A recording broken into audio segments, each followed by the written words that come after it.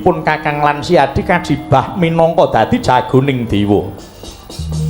Mangururah satru murka ya kuwi Narendra nggawa Kiskendha Prabu Maesasura kelawan kadange.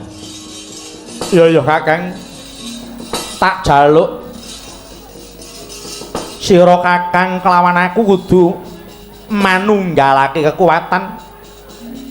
Awit iki minangka wancine kanggo ngatonake dharma bekti awake dhewe tumrap marang kabeh para Jawata. Iya, Di. Lamun to kasembadan bakal nampa kanugrahan saka Gusti Kang nyipta jagat ning tak jaluk angen-angenmu aja mung angen-angen bab perkara bebungah. Nanging kepiye bisane pun Kakang lan Siadi iki mbuktekake yen to pancen temen-temen setya bekti tumrap marang para Jawata. Ya.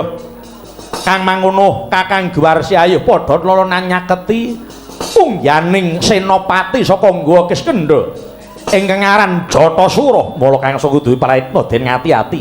Aja nganti lena ing reh kaprayan. Ya, istake dawuh Kakang. Jumanggahang Guru Sumbar Lindu bumi kunjing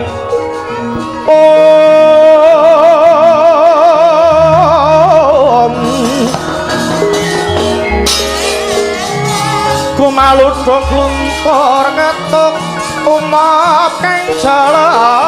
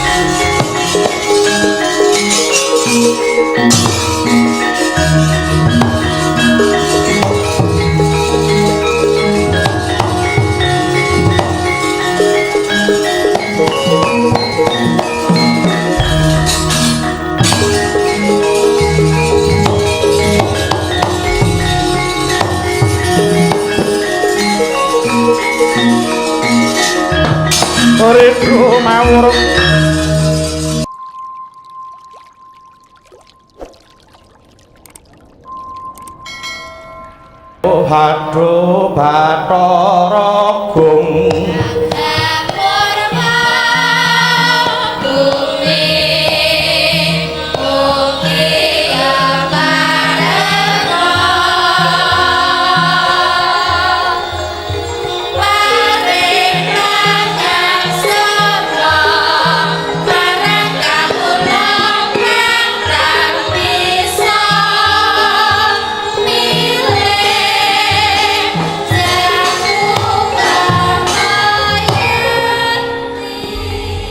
minangka pambukaning kandha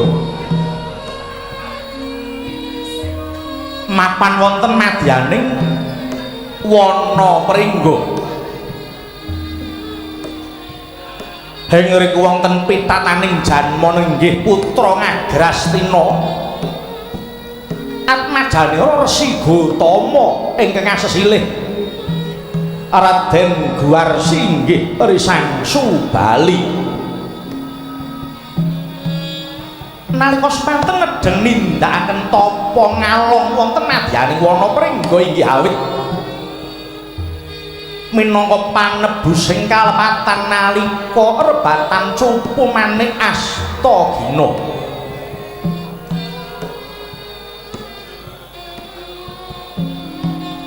Wis minangka dadi anteping manah Datanarsa Jugar nggenira Semedi langkung dereng antuk asmaning Gusti Kang anyipta jagat. Sadra ingkang gentur tapa katarimah dening Dewane. Nalika semana keprangguling lampah Narendra ngalengka Prabu Dasamuka arsa ngambah dirgantara hangungkuli dhateng Sang Sutapa satemah dawa kalenggah kagyat Sang Dasamuka.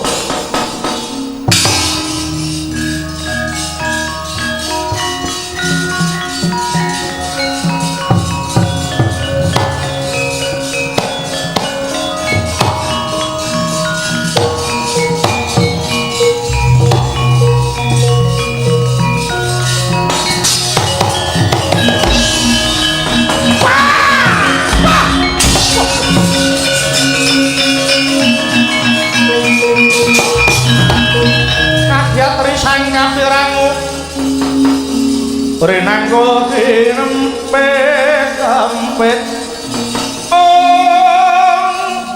dosarkaning bawana ya si tukang waleng ati ya jalanat ana pawongan salah gawe wujud kethek mapan ana sandhuwuring werksa nang ketok pasang walat katone ngendel-ndelke munyuk siji ing atase Dasamuka kondang ratu gegedhuk ewadene ora kuat ngungkuli marang munyuk ingkang mapan ana jroning wana kene bangsat iki medhang mentok tak kapan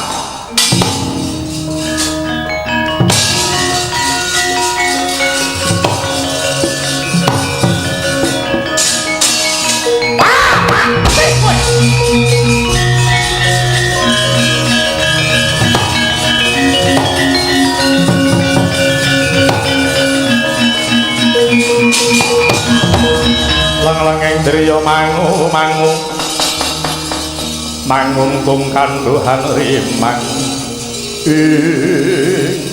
pancen ora kena diiman ing kene marganing patimu ya awit saka kridhaning pedhang menta pusaka ngalengka ayo mosok lama ing munyuk ewadene pasang walat ayo ora tangi kowe lang-langing driya mangu-mangu mangungkung kanduhan rimang lir-lirna tanpa kanen yen tan tulusa mangku saing Dyah Utama mangkono sang nata mudha wis nyala nrepa ing dawah plakapit dara lenggih eling-eling manara ingkang Gusti nampa ing dadi kasutapane tur anggadhahi sinongadi Pancasunya kena lara luputing mati nadyan wis dawah kalenggak ewadene rerambatan kasiliring Prabancana gregah kaya wong Nendra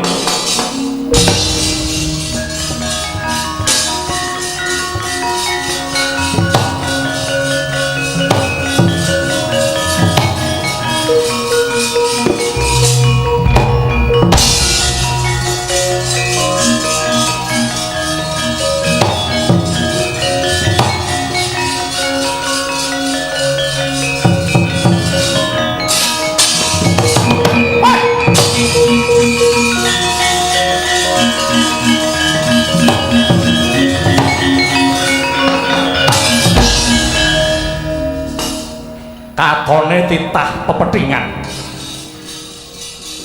ing ngatasé wis ketaman bintuwat praja ngalengka wujud pedhang Kyai Menta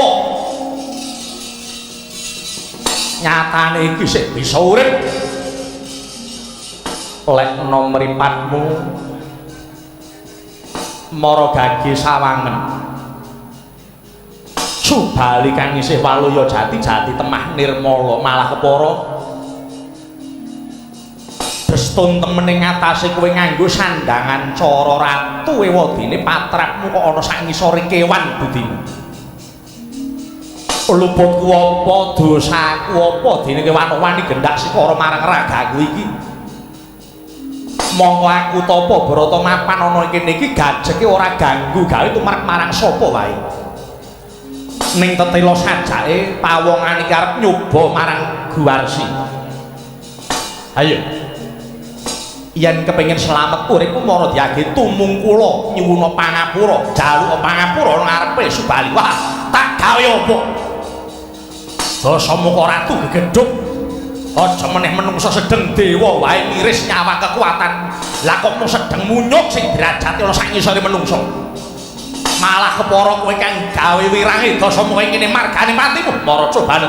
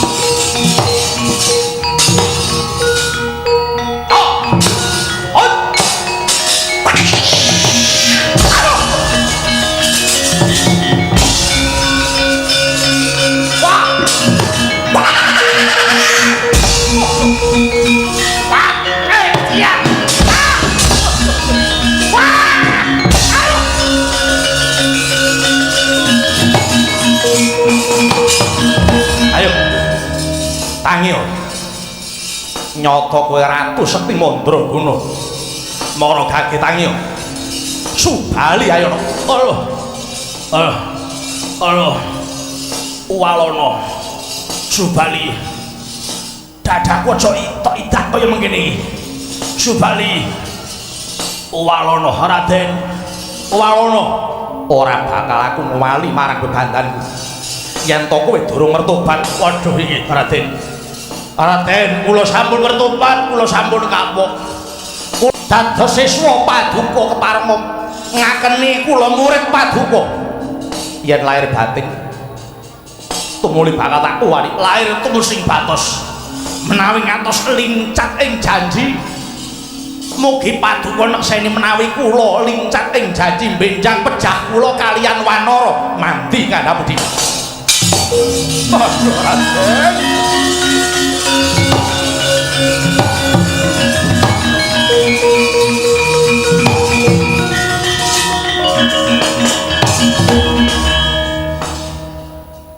Bareng krungu kandhamu kang kaya mengkono, sira sipating ratu ngendika seklimah ora kena wola-wali.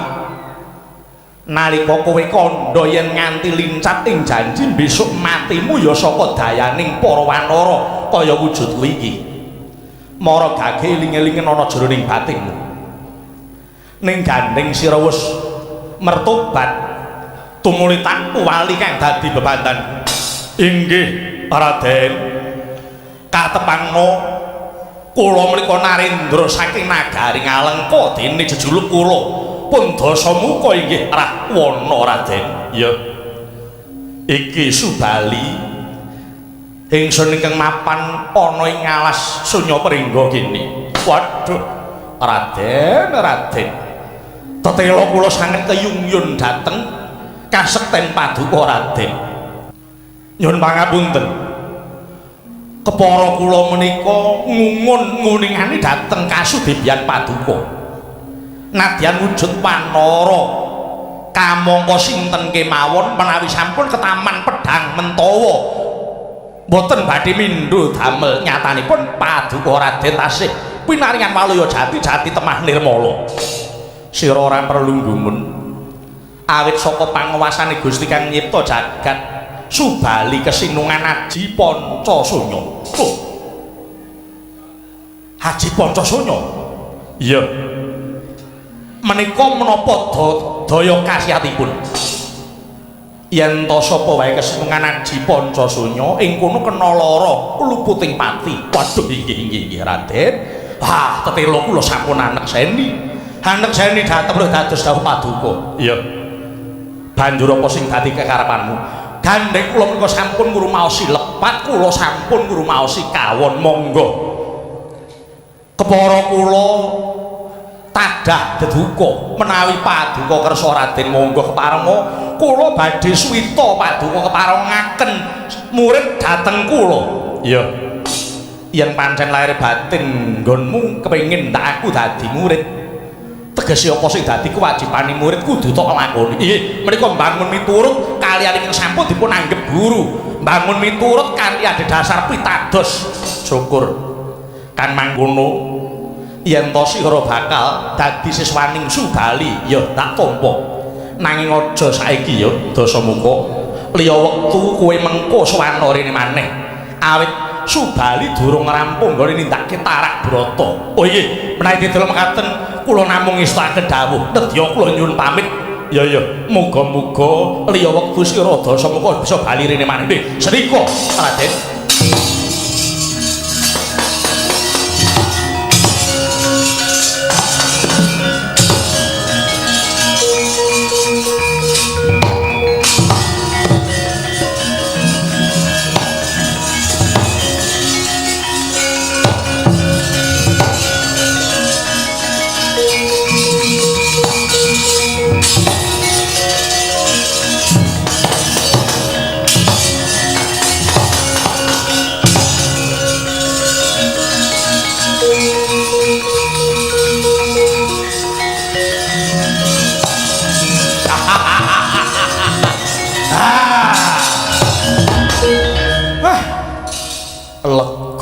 Rasane atiku wis ndak angkah saka praja Ngalengka hamung kepengin nyumurupi yen ana pawarta ingkang binandunging Karna ana salah sijining wanara ingkang mapan ana ing Alasunya Pringga duweni kasekten linuwih ora silih mripat Dasamuka wis ngerteni dhewe sejatine Subali kang duweni daya linuwih Aji Pancasunya.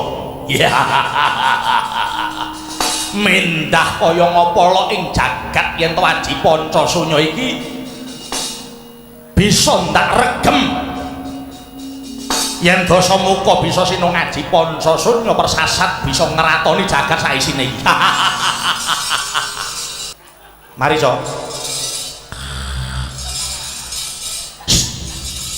mari so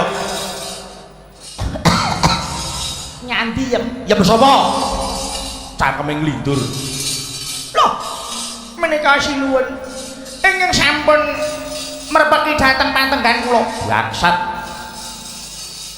para micek melek mripanmu sing betah melek oh nggih senika lawang kedangon Paduka nilar kula kedangon kados pundi sinuwun wis ora perlu silih warna Dasamuka wis ngerti dhewe sapa sing duweni Aji Pancasunya lho mekaten ya wujude munyuk aran Subali ya Guwarsi oh iya lajeng kersa Paduka kados pundi kepara wektu dina iki Dasamuka wis sumpah kepengin dadi murid Resi Subali kepengin dadi siswaning Guwarsi nanging sejatine iki mung kanggo karti sampeka utawa cara yen aku ora ngalah ora bakal Subali gelem bloko kelawan Dasamuka lajeng kersa Paduka gandeng wis tinampa ning durung dina iki dikeparengake ngadhep ana ngersane sang guru mula ayo sira bakal tak kanthi bali marang Praja Ngalengka mengko liya wektu sowan ora meneh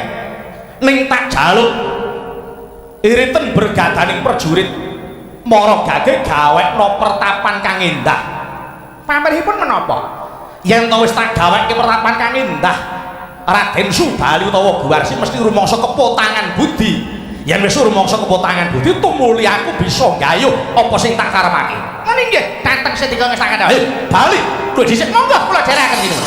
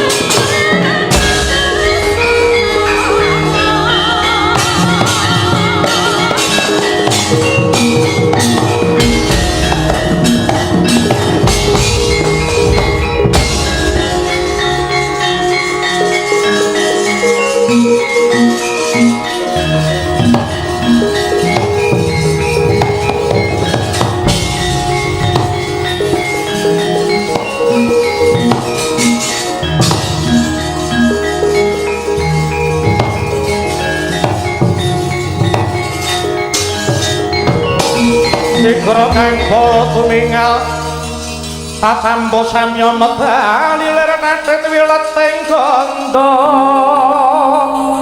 dayang gumangun tangiti pasti jonggo dendanya mengambak boyo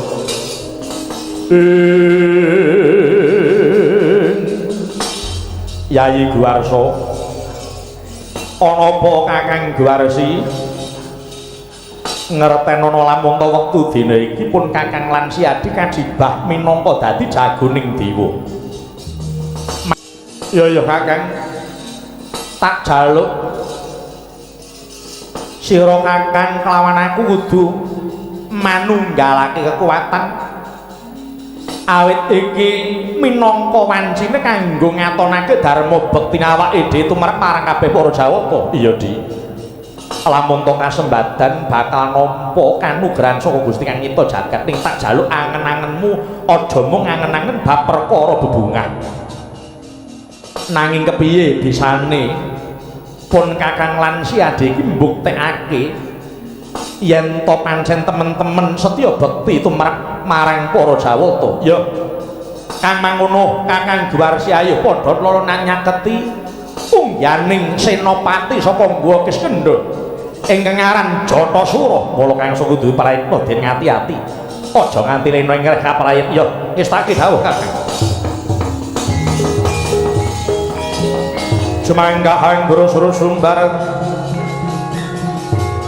lindhu bumi kunjing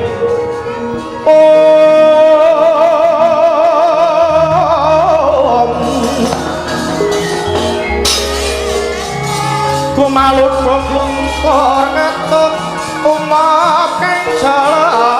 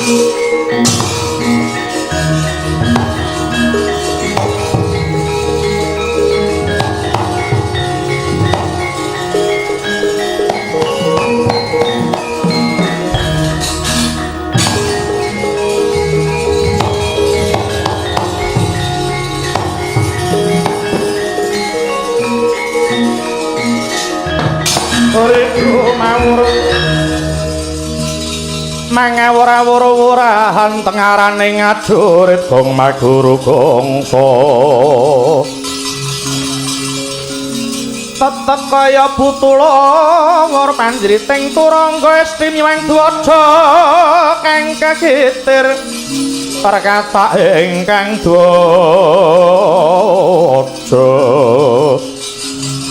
dwaja lelayu sepit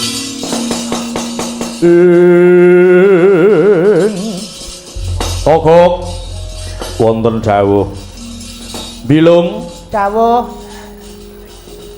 duwe bos kok nyeleneh piye to awake kebo raine buta lah iya mbiyen piye ya mbokne apa blasteran ya apa menungso rabi kewan jenenge kahanan donya iki sarwa aneh-aneh.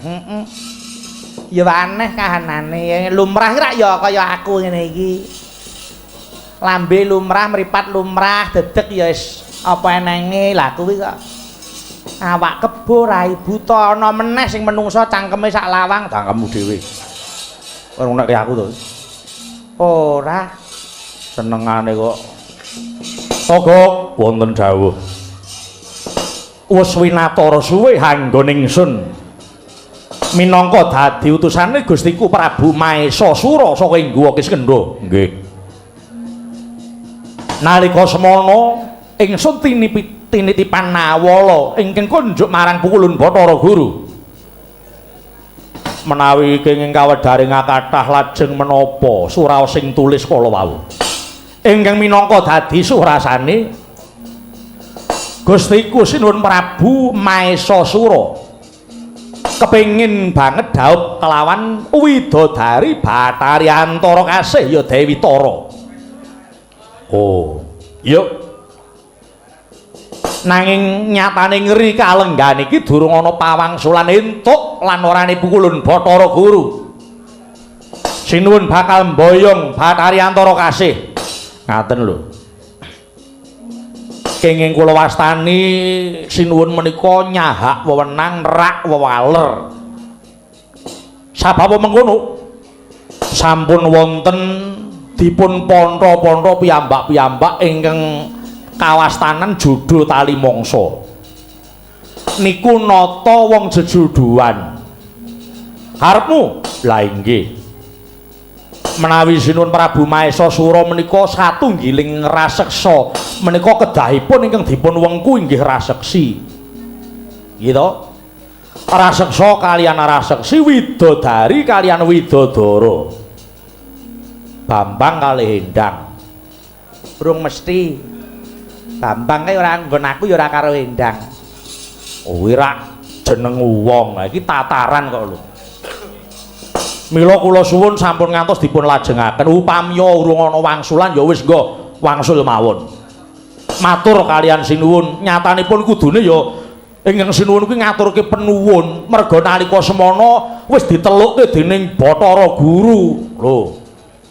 Kudune rak ya ngaturake penuwun. Nalika jaman semanten Sinuwun Prabu Maesasura kuwi kepengin dianggep kaya menungsa lumrah dening Pukulun Bathara Guru wis dituruti. Guwa Kiskendha sing nalika semanten wujude iki mung guwa dikon bubak dadi negara. Lho, apa eneng ratu kok ndase kebo. Niku yen ora nuruti hardaning kanepson rak mokal to niku. Aku kudune wis dituruti ku ya wis. Diwenehi ati kok ngrogoh rempela niku ora tegese rak wong sing ora ngerti matur nuwun. Tur ya dasare sing wedok ki apa ya gelem to.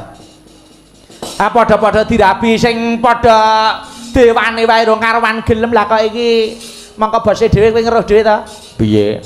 Lah ya sirahe we kebo awake buta walian karo cah iki Cah iki piye to? Lah kuwi karo senopatine dhewe kuwi Lah ya nggone dhewe iki awake dhewe melu kok wong werna-werna ya Kang. Lah iya. Nanging ora Guk. Sejatine nggone nglamar Bathari Tara iki mung kanggo sarana. Sarana menapa? Sarana nggone Sinuwun Prabu Maesasura bakal males sasra wirang. Kaya kang wis tok sumurupi. Kula gandeng iki wis mengku kawibawan. Sinuwun Prabu Maesasura bakal males sasra wirang kepengin nelukke para Jawata malah ora mung kuwi wae. Tetela Gusti kuwi nggo Kiskendha kepengin sinembah manungsa triloka tegese sinembah para dewa, sinembah Gandharwa lan sinembah para manungsa. Kuwi sing dadi ancase. Oh, lah wuta ngitung lintang cebol gayuh lintang niku. Ha iki padha karo cecak nguntabis ngantek sempal telake tangeh kelakone. Negari gua Kiskendha niku mawon nggo diupakara mulih becike. Mengko yen diupakara dadi apik mesti ora kalah karo kaendane kayangan Suralaya. Ngoten lho. Merga panggonan niku wis ana pilahe dhewe-dhewe. Alam Suralaya niku nggene dewa, alam Suradewi niku nggene Gandharwa, alam Suranggakara niku nggone manungsa. Wah, lah niku nek nganti nyahak wenange dewa arep nemoni lakon apa niku mbok ora idep. Yen nganti dina plethek ing surya sesuk-esuk para Jawata durung ngeparengake apa sing dadi panyuwune Sinuwun Prabu Maesasura. Tumuli bakal tak rangsang marang kayangan Suralaya, tak gawe sungsang baul balik. Kakya prisangga pirangu Prinanggul kinembet-embet dosanganing bawana ya si tukang malang ati ya si tukang sing tias ya si tukang kudu garing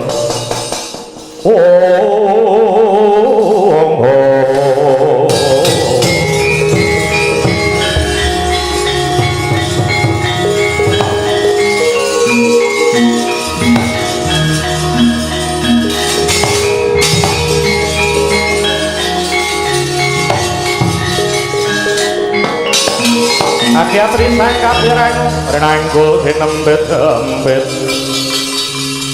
dosangertaning bawana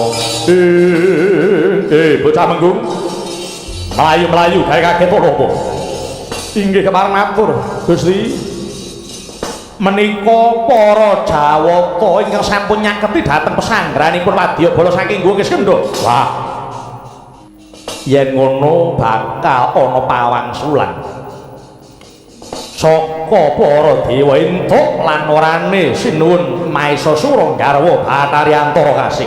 Apa mengkono? Sip Raden.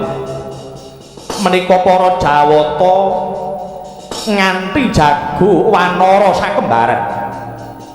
Manut pawarta kinen ngunduraken dhateng lenggah paduka mapan wonten mriki. Ya jagat Dewa Bathara.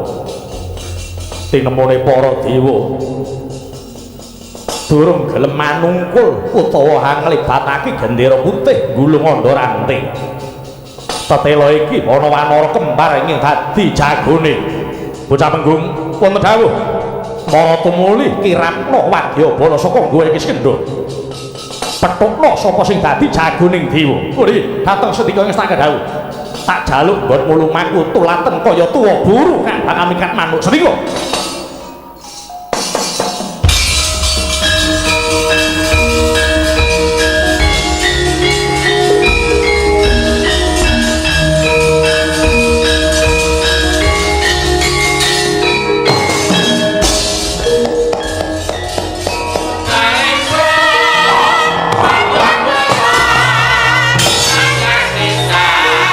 Prajurit, kota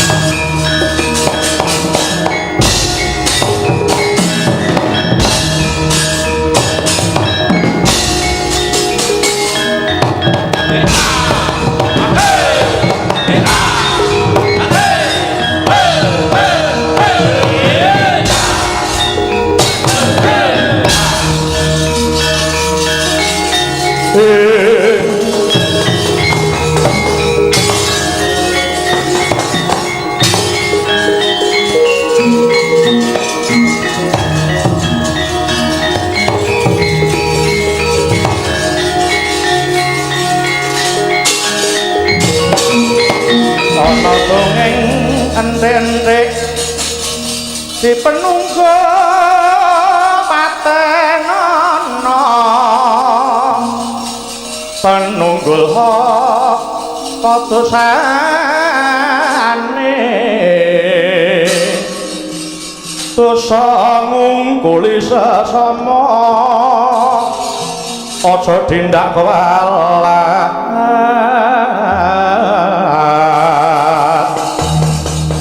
wah iya bener kandhamu lali sumber kedewasaan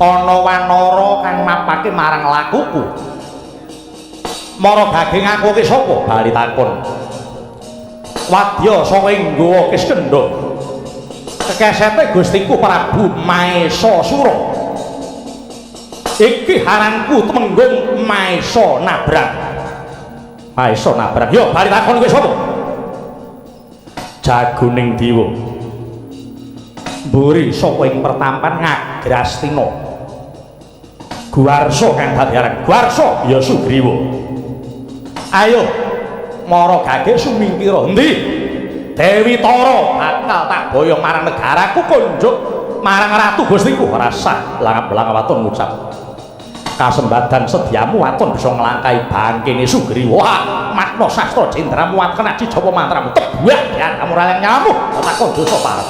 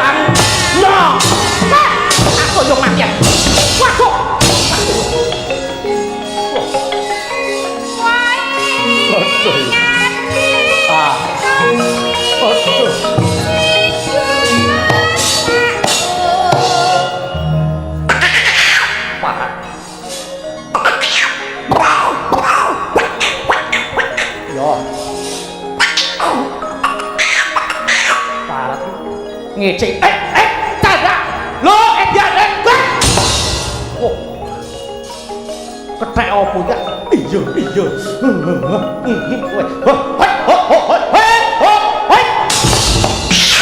aku yuk ya ayo iya we ance ya oh iya hoi wah ya yang sayang wih wah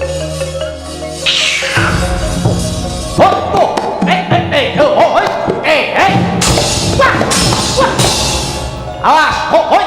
Lah candake dia. Lho, ah. Aduh. Wah. Waduh. Waduh. Iya. Hei. Ah. Wah, aduh.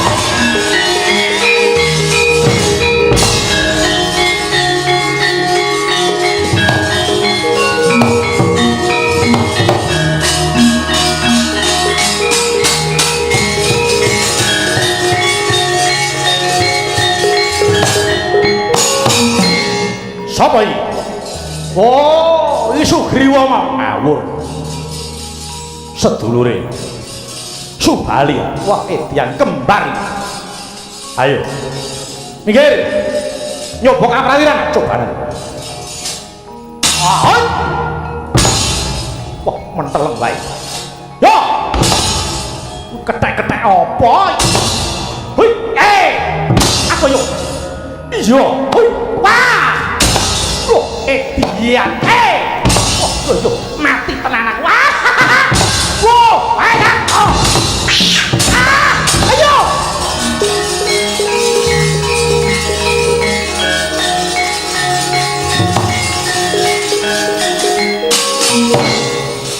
Has. Hot, wait. Wait, ya. Hot, wait. Ah. What? Yo, ai. Wah. Oh, hoi, wait, ya. Wah, ya. Hot.